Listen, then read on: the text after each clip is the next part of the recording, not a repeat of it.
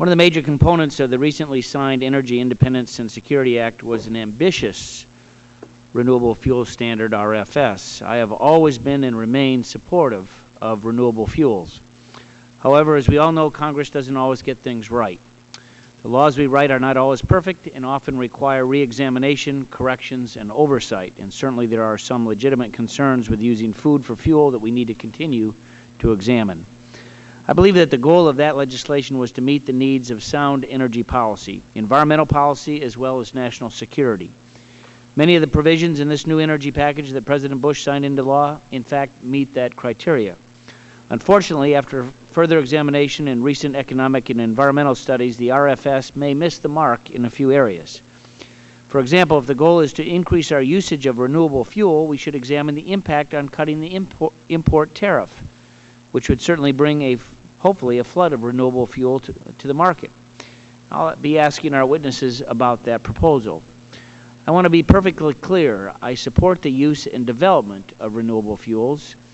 I introduced a bill in the last Congress and again in January last year, along with Mr. Doyle, that requires all gasoline sold in the U.S. after 2012 to contain a minimum of 10% renewable fuels, something that the state of Minnesota already has on the books.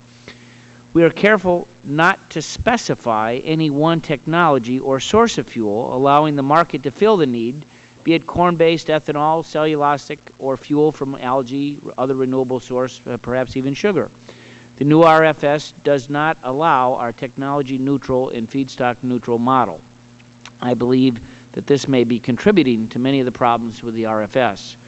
While biofuels such as ethanol are not the silver bullet to cut fuel prices or increase supply, they are in fact an important part of the overall puzzle, along with conservation, efficient technologies, and increasing domestic oil supply through increased production.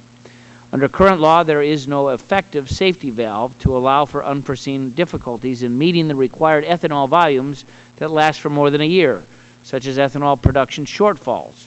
Many proposed plants are being canceled or delayed due to the high cost of corn, or inconsistent state laws that prevent refiners from meeting the national renewable mandate. For example, the nation's largest gasoline market, California, limits the amount of ethanol in gasoline to 5.7% until 2010, and in 2008, the federal requirement translates to 7.7%, in 2009, about 9%. The California deficit would need to be made up in the rest of the country through increased blending, and some refiners cannot easily meet the California deficit with refineries in the rest of the country, since EPA regulations and car warranties currently prohibit blending above 10% use in conventional autos. Recognizing that problem, I introduced a bill with my good friend Charlie Gonzalez that would provide refiners with more time to meet that biofuel mandate. Our legislation would allow a carry forward of up to 3 calendar years for refiners to make up deficits in meeting the mandate in 08, 09, and 010. For instance, refiners who do not blend in enough renewable fuel in 08 would have until 2011 to make up that deficit. Current law provides refiners who do not blend in enough renewable fuels a shorter 1-year window to make up that deficit. This bipartisan legislation would help avoid supply shortages and price spikes that might otherwise occur.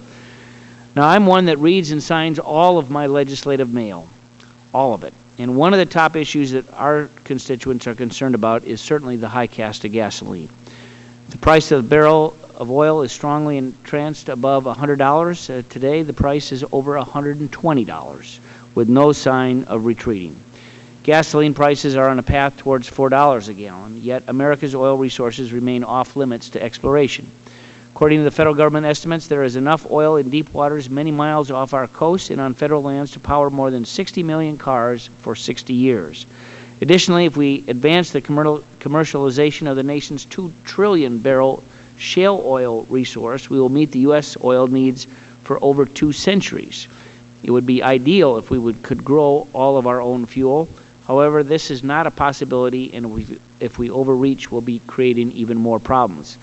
Along with the strong RFS, if we were permitted to utilize our vast domestic energy resources, prices would fall, and the U.S. would achieve a greater level of energy security. Inexpensive energy helped build our economy into the most powerful and prosperous in the world, and high energy costs obviously take us in the opposite direction.